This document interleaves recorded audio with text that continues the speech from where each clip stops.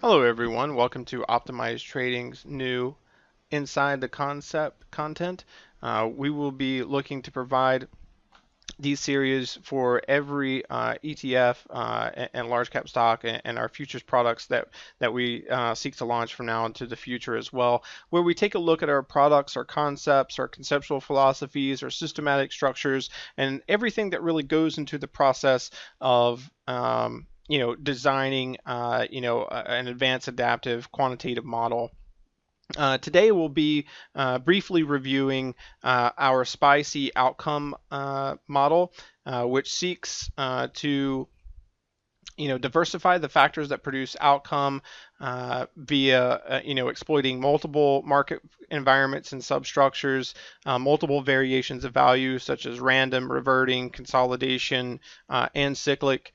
And it deploys really our main philosophy or our main systematic structure, which is using market classification to determine optimal models, entry, exit logic, and then our adaptive allocation or money management. And so before we get started, we'll take a look at our disclaimer. Historical performance, whether live or simulated, may not be indicative of future results. Trading stocks, ETFs, futures, or FX involves significant risk that may not be suitable for every investor. Investors should only choose to invest funds they can afford to lose without negatively impacting lifestyle. Price characteristics are not predictable or repetitive, thus any strategy developed from historical data would be equally unpredictable. We do not guarantee nor claim our strategies will perform positively and or reflect our historical results. In fact, there can be significant differences between historical and live results. Please consult your investment professional before choosing a trading or investing strategy to ensure it meets your investment objectives and risk tolerances. All results shown are historically simulated, not live real. All information and data presented is my personal opinion, as I am not an investment advisor, thus do not consider an investment advice, nor a solicitation of any individual product, service, and or equity.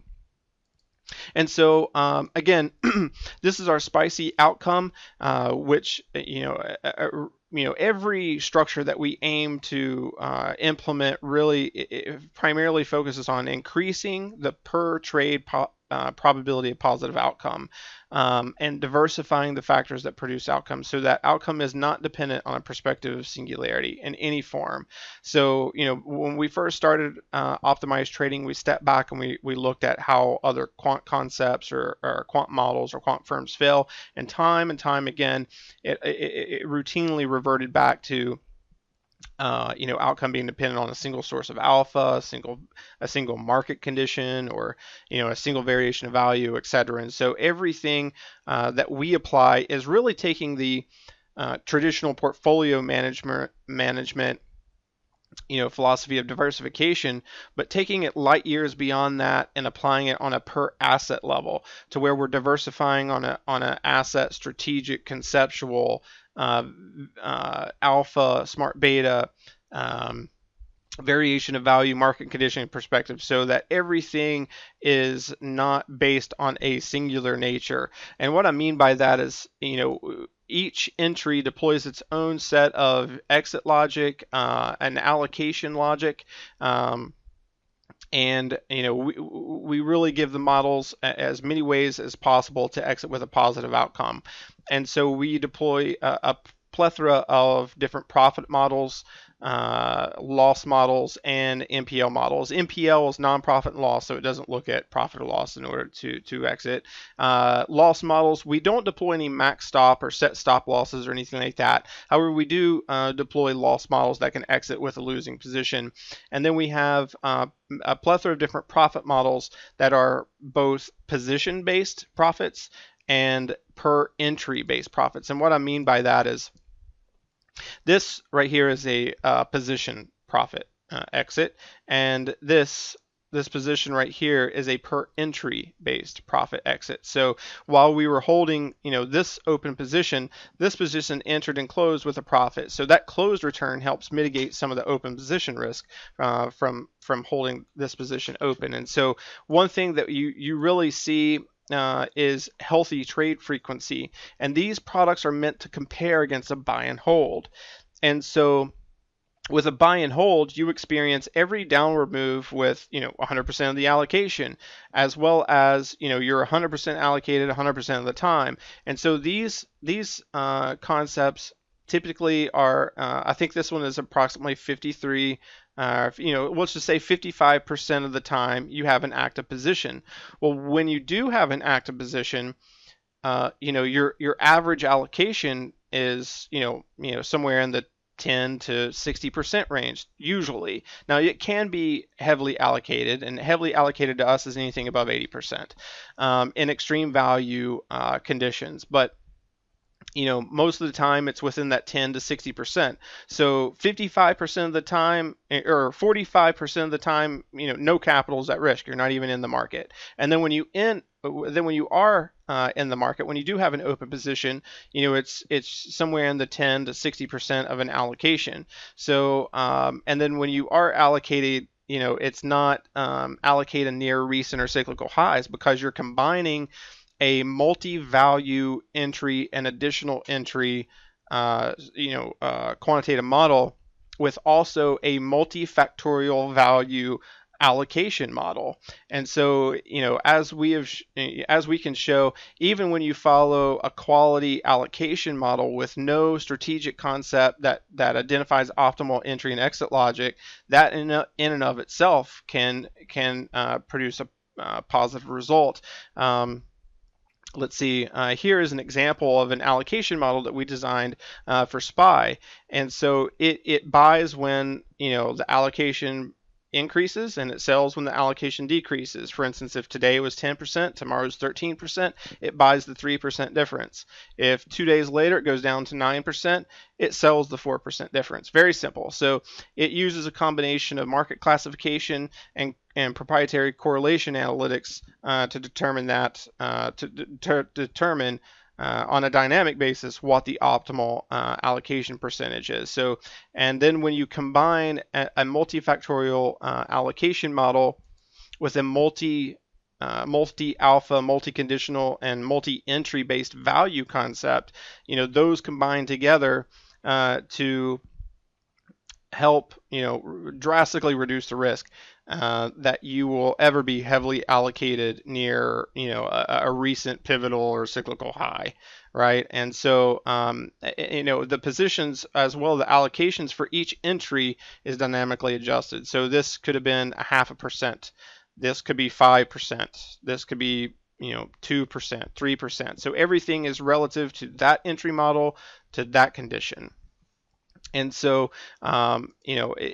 here is, for instance, the closed equity. This is the open equity. Again, this is historically simulated, not live real. And this started with $100,000 initial allocation, approximately 24 years of data, and that's what the simulated result would have been. Approximately 1,800 trades, 84% accuracy. And the buy and hold return was 428% over that time period. And this one is just shy of 2,000% return at 1982%. And then, as you can see, the let's see, where is that? The time in market, percent time in market is 53%, and the average bar and total trades is almost 8. So you can say basically 8 days. 8 days is the average open position period. That being said, positions can open and close within the same day, and that can happen in sequence as well. So being able to meet day trading requirements may help keep you aligned with the model itself. But it's not a common occurrence. It doesn't happen frequently like this, where it's back to back to back like that. But there was maybe one day in here where it didn't execute, but you can see it can open and close intraday. And I also wanted to show you what how the model performs in multiple environments. So you can see, so again, we opened, this is in 2018.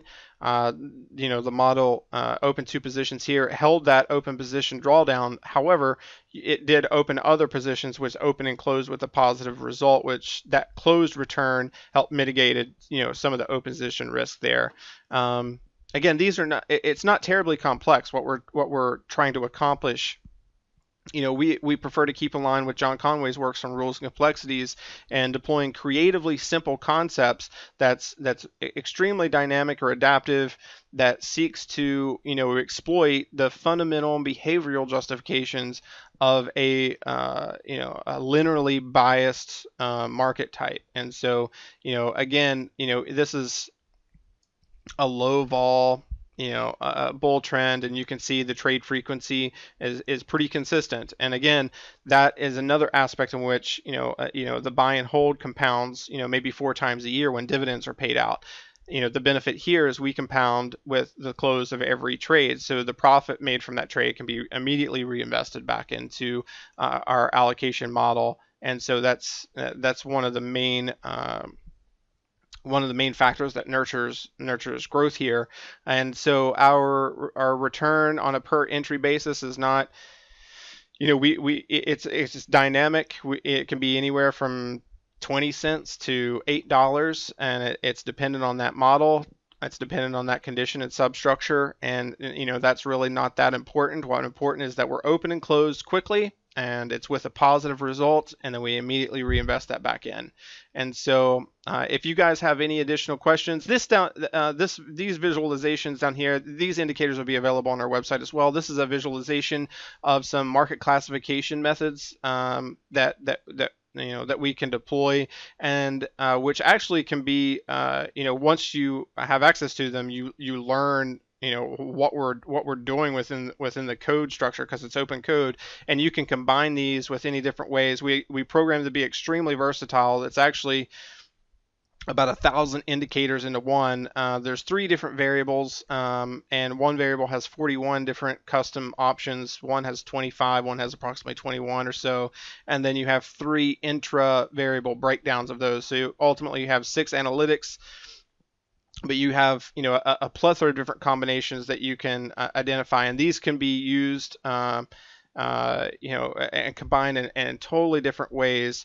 And this is kind of like the method that we deploy, C1, C2, C3, C4, C5, etc.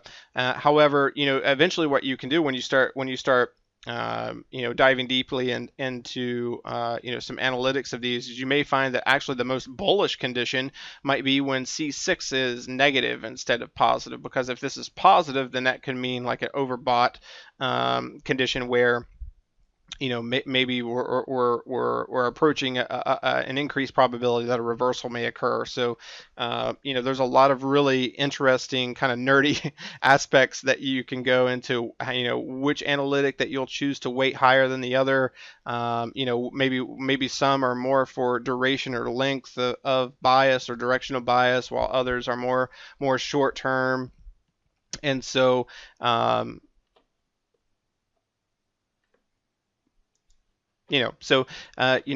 also show, how the model performs, in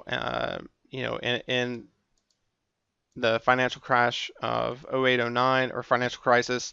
You can see we're extremely active here. Some positions are held open longer than others, and more extreme volatility is kind of more short term. But we are buying at value here at multiple levels. And if you look at the simulated equity curve, that's actually when a pretty significant growth kind of transpires in that period. So these models again are designed to exploit consolidations, reverting environments, volatile environments, and so we tend to outperform in those periods, or the model's designed to outperform in periods to offer some non-correlation characteristics. So keep pace during bull trends. And then outperform, in consolidations, reverting, random, etc.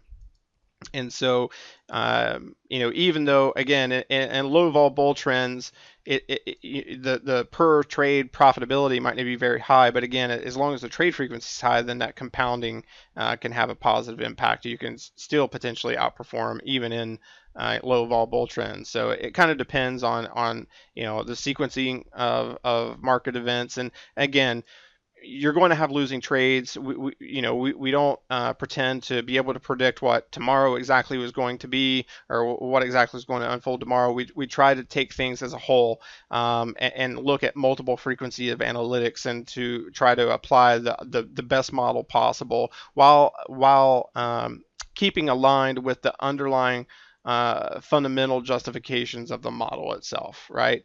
And so, if you have any questions, please feel free to reach out at Brian Optimized Trading or Robert at optimizedtrading.com.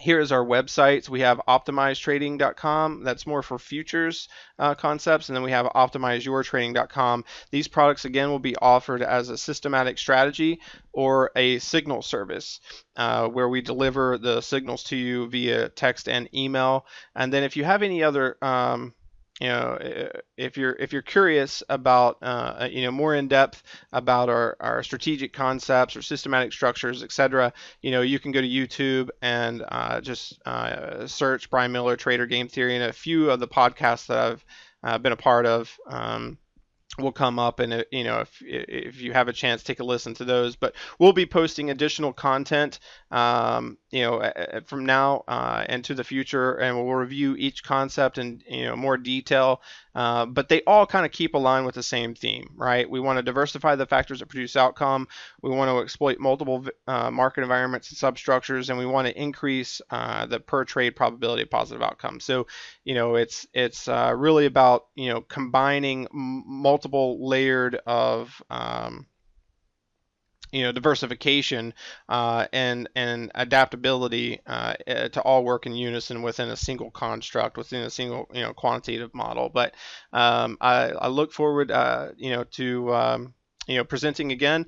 And if you guys have any questions, again, feel free to reach out.